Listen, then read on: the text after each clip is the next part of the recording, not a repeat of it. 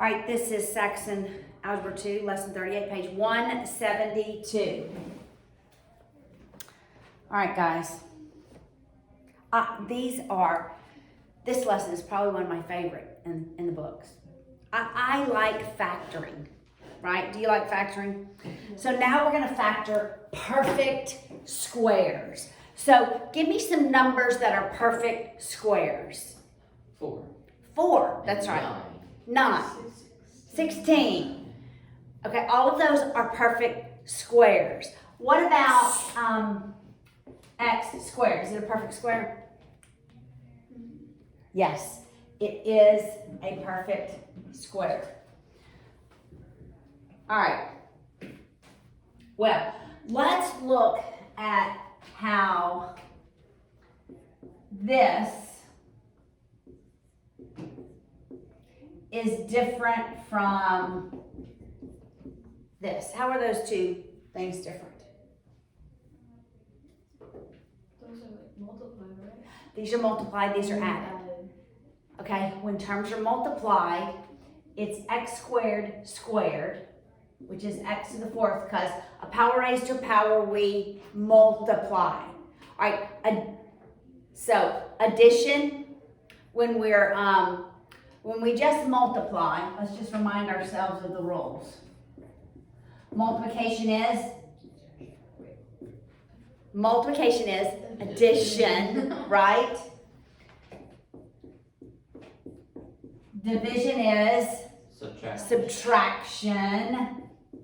And a power raised to a power, we multiply. Okay, so these rules are the exact same rules when we get to logarithms. And actually, if you go to calculus, so these rules apply to derivatives. All right, so multiplication is addition, division is subtraction, a power raised to a power we multiply. When do we divide? It's a negative exponent. Because it's division. It says divide by x times itself twice. So really, the negative says to divide. Okay, so this is the same thing. I'm going to write this a little different. This is the same thing as x squared squared times y squared squared. Which multiplication, a power raised to a power, we multiply. Of course, I should have made that 3, right? It would have been more distinctive. However, guys, when I have a binomial in here, I have to multiply the binomial times itself. This is the same thing as x plus 2 times x plus 2. We don't square the individual terms because those terms are added. So when there is a binomial, this is a monomial. This is one term because there's no adding or subtracting. This is 2 terms. So when we have a binomial, we are multiplying this binomial times itself however many times that exponent tells us to multiply it. All right? So in example 1, it's x plus 3 cubed. That means I am multiplying x plus 3 times itself 3 times. All right, here's how we multiply a binomial 3 times. I'm going to erase this top. So truly, algebra is all about rules. And here's where I want us to get to. I want us to get to the place where we can look at the problem and know immediately the rules you can apply to that problem. All right, so when you see x plus 3 cubed, here's what I want you to recognize. That's x plus 3 times itself 3 times. All right, so that is x plus 3 times x plus 3 times x plus 3. I'm going to start with 2 of the binomials, okay? And I'll fold them. F-O-I-L, right? So x times x is x squared. Now, I want you to get accustomed to being able to multiply the outers and add them to the inners, because that's always your middle term. The product of your outers plus the product of your inners is what the middle term is. So x times 3 is 3x. We're going to add to that 3x to get 6x. All right, so your middle term is always your outers plus your inners. All right, still ignoring this last term. Then we multiply the last, and 3 times 3 is 9. Now I'm going to multiply every term by x and by 3. All right, so I'm going to distribute the x to each one of these terms. And we end with x cubed plus 6x squared plus 9x.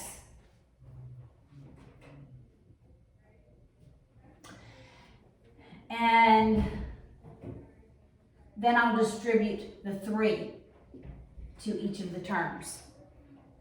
And as I distribute the 3, I'm going to write it under the like terms if it has a like term in my first distribution. So 3 times x squared, that's 3x squared. I'll write it under the x squared. It just makes it easier to combine like terms. 3 times 6x is 18x.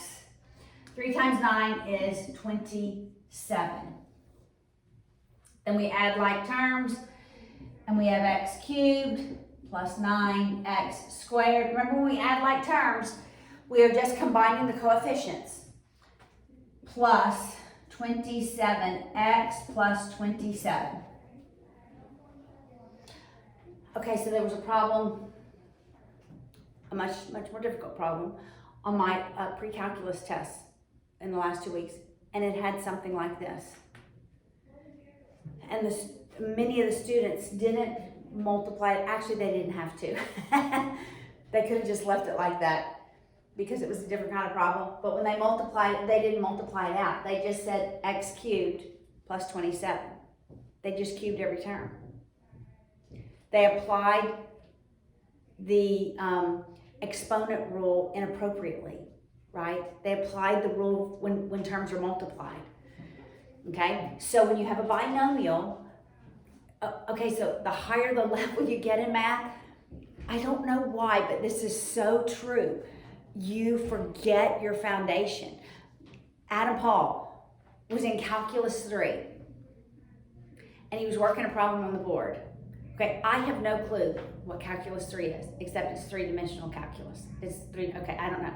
But he was working a problem, and he couldn't figure out the next step. But I looked at him and I said, son, I believe you're forgetting your algebra. Because I could tell what the next step was, even though I had no clue, because I know the rules of algebra, right? And so these are the rules that, because things feel harder, that you just have a hard time holding on to. So let's not forget, have a binomial cube. It's that binomial times itself 3 times. All right? Now, you have factored problems. Now we are going to solve them. All right, so let's talk about the next part of this lesson. And we're going to talk about what we mean by solving these problems.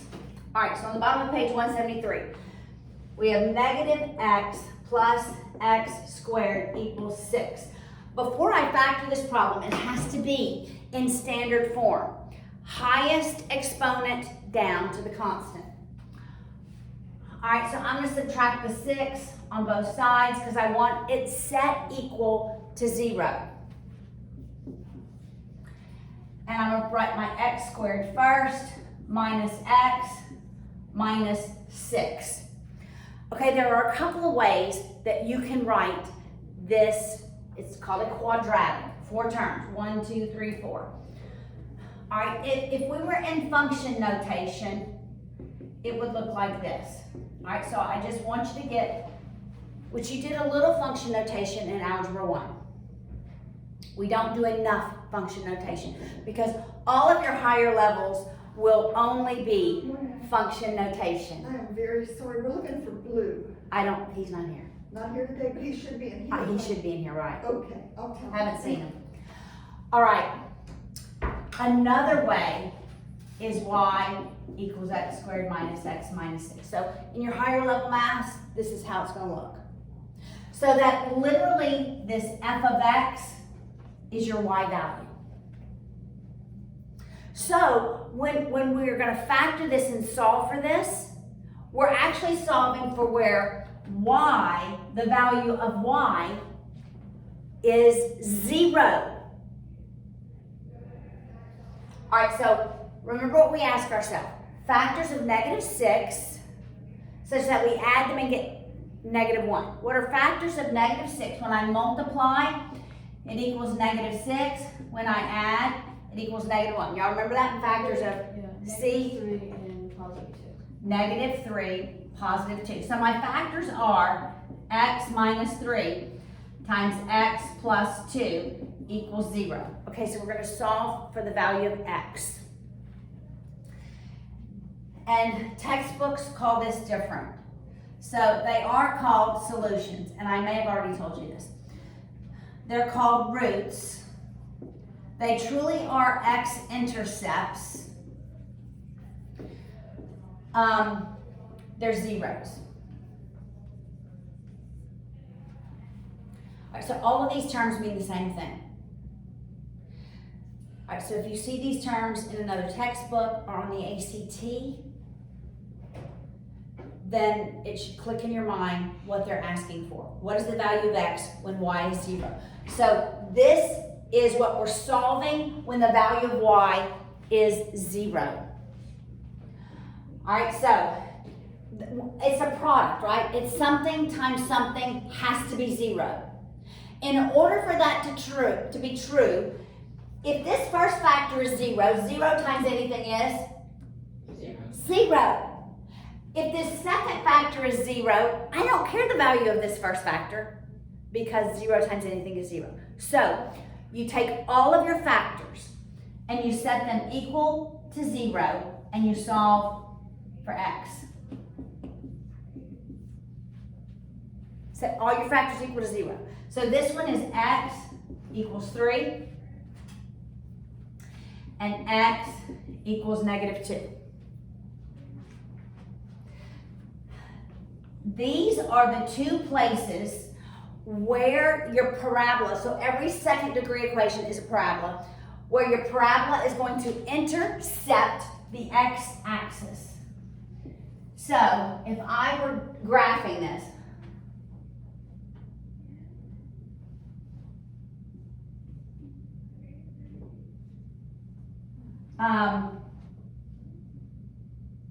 here would be my x-intercepts. 1, 2, 3, negative 2. There's a few things I know about this. It's going to cross the y-axis at negative 6. My constant term is always my y-intercept. And so this parabola is going to look something like not quite like that. Like that.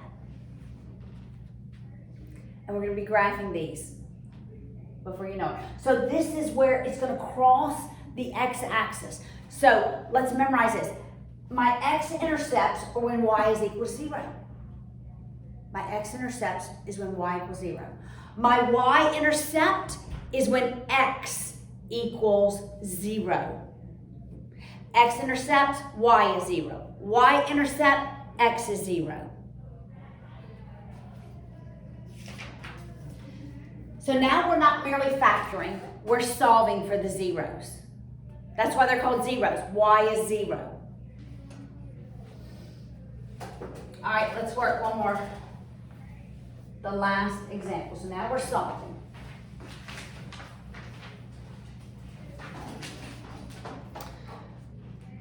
Okay, that equation we just did was a second degree equation. It had x squared. The degree of the equation tells me how many solutions I should have. So if the degree of the equation is x squared, then I'm going to have 2 solutions. If the degree of the original equation is x cubed, I'm going to have 3 solutions. Okay, so this is an x cubed.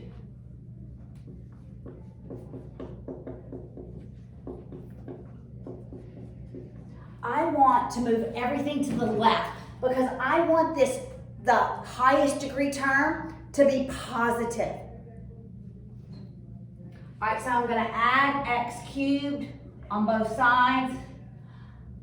I'll add 2x squared on both sides, and it'll be set equal to 0. Because when I add 2x squared and add x cubed, well, the result left is 0 on the right-hand side. On the left-hand side, I'm left with x cubed plus 2x squared minus 35x. The degree of this equation is an x cubed. I am expecting 3 zeros for x.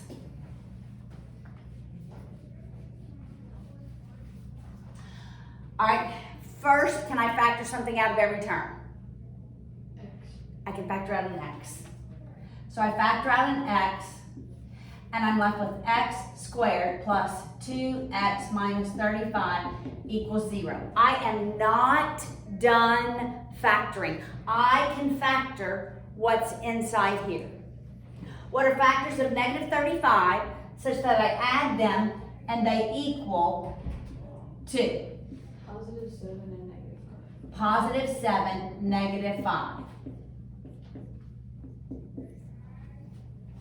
Now I have 3 terms to set equal to 0, right?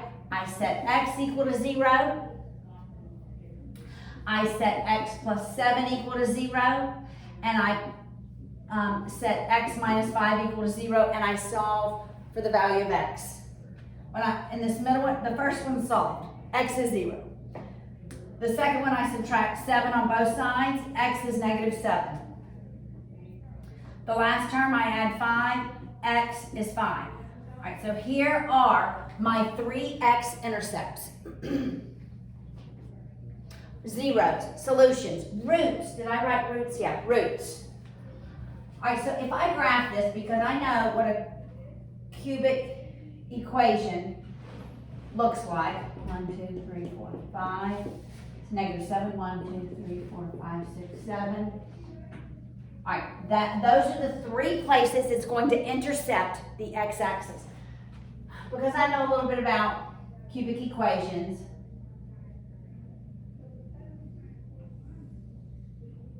it's going to look something like this. I don't know how high it goes or how low it goes, but I know that it's going to come from here. It's going to intercept it. It's going to go to the second quadrant. It's going to intercept here. It's going to go to the fourth quadrant and end in the first quadrant.